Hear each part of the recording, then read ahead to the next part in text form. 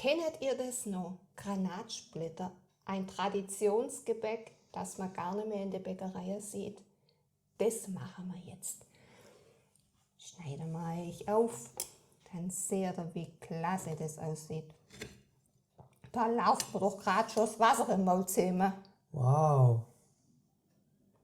Sofort starten wir mit den Granatsplitter. Ich bin heute einiges in Vorbereitung gegangen, weil das Video wäre heute zu lang geworden. Ich habe schon meine Buttercreme gemacht, die müssen wir jetzt aber nochmal aufschlagen, dass sie richtig schön fluffig wird. Dann habe ich meine Taler auch schon gebacken, weil die müssen recht auskühlen. Dann haben wir einen schönen Rest von unseren Taler, die kommen nachher rein.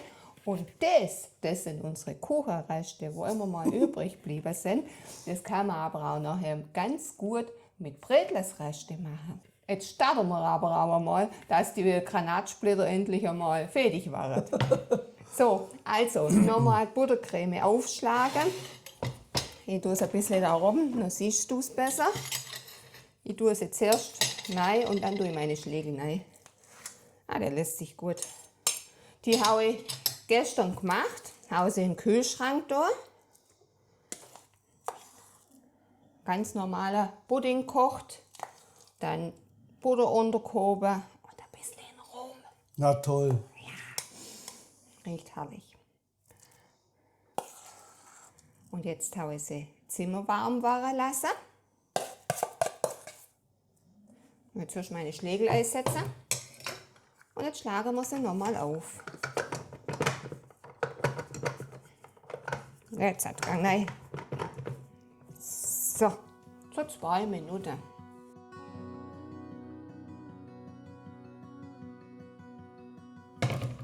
Buttercreme haben wir nochmal schön aufgeschlagen jetzt. Schön cremig, ha? Ja, holen wir sie raus.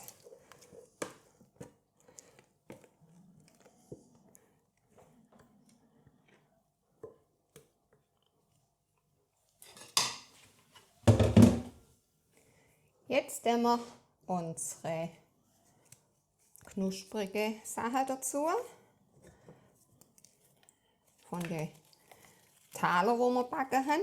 Wie ihr wisst, die Zutaten, die standen immer unter denen. Du sag mal, hast du eigentlich einen schwäbischen Begriff heute? Ja, heute nehmen wir mal glistig sein. Oh je. Bin mal gespannt, ob das aber weiß, was das ist. Ich bin es öfters. Ja, ich auch. Früher hat man das alle gesehen, noch die Granatsplitter. Jetzt siehst du es bei den Bäckern gar nicht mehr. Wahrscheinlich, weil es ein Haufen Arbeit ist, oder? Ja, schon, ein Haufen Arbeit. Ich bin umsonst schon in Vorbereitung gegangen. Es wäre halt ein ellenlanges Video geworden. So. Und jetzt haben wir noch Kuchenreste. Da muss ich zuerst gucken, wie viel wir da rein können. Und zwar habe ich vom heller Rührteig was übrig und von meinem Becherkuchen. Den habe ich euch da oben verlinkt, wenn ihr nachmachen möchtet. Ich kann euch bloß empfehlen. Nehme ich mal jede Hälfte. Vermengt jetzt alles.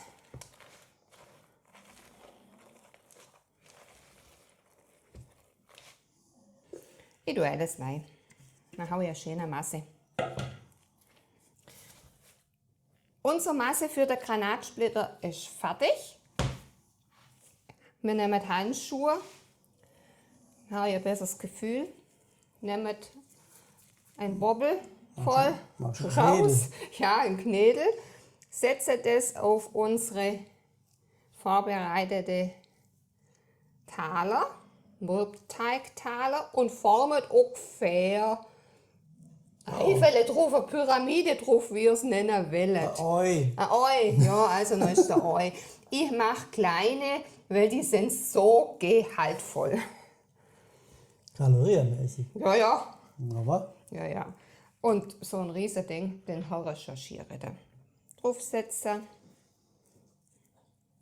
Schön drauf. Ist natürlich jetzt nicht so schön auch zum Sehen. Aber wie soll man sonst schmecken machen? muss. Genau. Hopsa, schön drauf.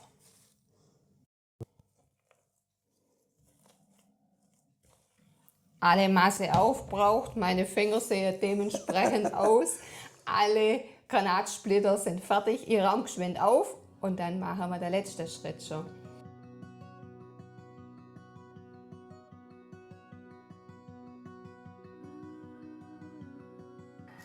Die stelle ich jetzt eine halbe Stunde kalt. Entweder stellt ihr sie in den Kühlschrank, wenn ihr Platz habt, oder in den Gefriere.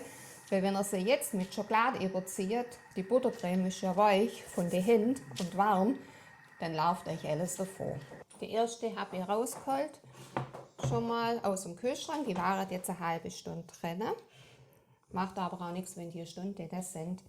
Kuvertüre habe ich geschmolzen mit einem Esslöffel Palmin oder Kokosfett könnt ihr da auch machen. Ich übergieße die, deswegen leere zuerst um. Habe das Schüssel ein bisschen warm gemacht, damit die Schokolade gleich wieder fest wird. Wer möchte, kann es aber auch mit einem Pinsel überziehen. Ich helfe ein bisschen mit dem Pinsel nach.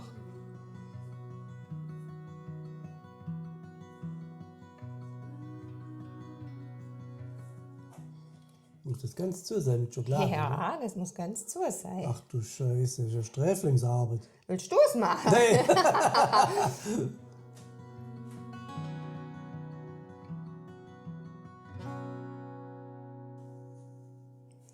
In der Zwischenzeit habe ich den Pinsel weg. Das ist zum Gießen besser.